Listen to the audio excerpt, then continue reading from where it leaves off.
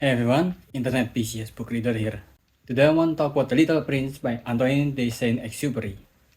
The Little Prince, if I'm not mistaken, is one of the most beloved children's books from France. I honestly did not know anything about the book outside of seeing a trailer like about a decade ago about the animated movie while I was watching some other movie, maybe Pixar or Shrek, I don't know. While I remember liking the trailer, back then I didn't get to watch the movie while it's airing in cinemas. I have since forgot about The Little Prince before I saw this book a few times on secondhand bookstores since last year, but the book always sold out so fast in secondhand bookstore that I didn't get a chance to buy it. And when I saw it on a book exchange event last Christmas for free, I decided to give the book a try. Finally. While the book itself is highly damaged as you can see, but hopefully the story is still readable and hopefully it's a good story. I'm looking forward to getting into the story, which by the way, since I can barely speak English, I will most likely butcher every French word, sorry about that in advance. Okay, the story of the Little Prince opens with the main character telling us about his obsession with boa snake and how they can swallow their prey whole. So he made a drawing of a snake with an elephant in its stomach, but the grown-ups only see a head in the drawing and then they proceed to tell him to stop wasting his time. That event not only gave him a bad impression on grown-ups, but it also made him give up on drawing and become a pilot instead. He's now a grown-up just like all the other grown-ups, but he still have a bad impression about them and they still see only a head instead of a snake that ate an elephant. Unfortunately for our main character, during one of his flight, he had an accident and he had to crash land on the Sahara Desert. And it is in this desert that he met a little child. The little child asked for him to draw him a ship. He tried drawing it multiple times and failed at producing a ship. So in frustration, he drew a boat that he said had a ship in it. Thanks to the drawing, our main character got closer to the kid that is the Little Prince. The Little Prince actually comes from another planet, or more specifically an asteroid known as B612, where everything there is small. The planet also needs to be taken care of, so bad Baobab seed did not colonize the planet, and with discipline, its seed needs to be rooted out before they take over.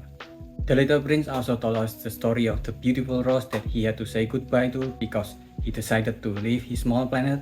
And then before going to Earth, the prince goes to 6 different planets. On the first planet, he met kings, and for kings, all men are subjects. He made a good point sometimes, like, it is much more difficult to judge oneself than to judge others.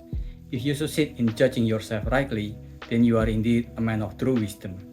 But the prince is right when he said that he can do those things without having to be the subject of the king, so he left. On the second planet, he met a conceited man, and for conceited men, all men are admirers and they never hear anything but praise. There is no way to communicate to conceited men, so the prince left. On the third planet, he met an alcoholic who drinks so he can forget that he's an alcoholic. This depressed the prince, so he left. On the fourth planet, he met a businessman who is so preoccupied with owning all the stars that he is blind to anything else. There's nothing to see here, so the prince left. On the fifth planet, he met a lamplighter whose planet is so small he had to keep turning the lamp on and off every minute. He's the only person so far that leaves a good impression on the little prince, but the planet is too small for the two of them, so he left. On the sixth planet, he met a geographical who had never been to any of the places he writes about. He's the one who pointed the little prince to Earth.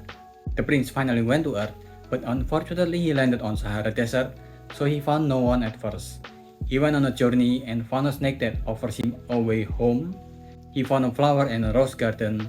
He found a mountain that only repeated what he said, an echo. He found a fox that asked to be tamed, and it teach him the uniqueness and importance of the rose that he left on his planet. Because unlike the rose garden that he just passed, he and the rose tame each other. Then finally he met another person. First is the railway switcher. He also then met a merchant who sells pills that reduce the need for water, saving 53 minutes each week. Then at last he met our main character, who is now dying of thirst because it's his 5th day on the desert. Together they found a well, and finally the prince, who have no way to go back home, goes to the snake so the snake can send him away, ending the story of the little prince. First thing first, I want to get into the author, Antoine, who's apparently a pilot that has served in the military both before and after the book. He wanted to join the Navy at first, but was rejected, and then he went to join the Air Force. At first, he became the mechanic there, but on later years, he got to be a pilot. A lot of the story in the book was inspired by having to pilot old planes that break down so often every given opportunities. That makes him have to have many emergency landings. In one of his emergency landings, he even landed on Sahara Desert just like our main character. Here, he and his co-pilot had to survive for a while under the intense heat and cold of the desert with minimum supply, even going so far to see mirages and hallucinations before they are saved by a passerby on a camel. I can also imagine him looking from the sky, seeing everything so small, and seeing the sunset from so high up, and put some of those experiences into the book. The rose that the little prince took care of is even more likely to be associated with the author's own wife, giving more meaning to the little prince's words. I should have judged her by her acts and not by her words. At the last moment of his life, he returned to military service during the Second World War, and it is believed that he died during one of the missions as part of the Allies. And the author not only lived an interesting life, but he also wrote a great story. Well, you can see it as a children's book, but it is also a call to our inner child, a celebration of art and human imagination, and an awareness of knowing what is important in life. There's a ton of tiny little morsel of moral lessons like discipline and the bad baobab seed that can be interpreted either as bad habits or the Nazi that at the time of the writing has occupied France. There's also some casual statement against seeing people as subjects or mere admirers, against alcoholic from the third planet, and even against businessmen who only see looking for wealth as his own driving force at life. But more than those messages, it is of course a reminder to see the beauty of life. There's a monologue by the little prince at the end of the story that I really like. All men have stars, he answered, but they are not the same thing for different people. For some who are travelers, the stars are guides. For others, they are no more than little light in the sky. For others who are scholars, they are problems. For my businessmen, they are wealth. But all these stars are silent. You alone will have the star as no one else has them. The kings, the conceited man, and the businessman all seem to be blinded by things they find to be important, that every one of them are always in a hurry to accomplish nothing, and every one of them are never satisfied with their place on earth.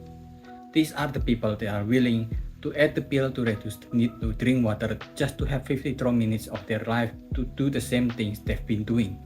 But just like the railwayman switchers observe, the children is the only one who press their face out the window when they're on the train. They're the only one who knows what they want. Meanwhile, people like the little prince are busy going to one place to another, only to find out that the most important thing in his life is the first thing he left behind, his home. While it is a children's story where a lot of the writing often rely on some magical realism, where the things that happen in the story are possible because of magic, and there's not much to say about the character writings. But a lot of the messages are more targeted to grown-ups like us. There's even parts of the book that had a certain melancholic and somber note that is rarely seen in a children's story that can be as sad as the story can be funny. I can see why this becomes such a beloved children's story. I give this a 4. What do you think? Are you gonna read it? Did I miss anything? Leave your thoughts in the comment below and subscribe to the channel. That's about it.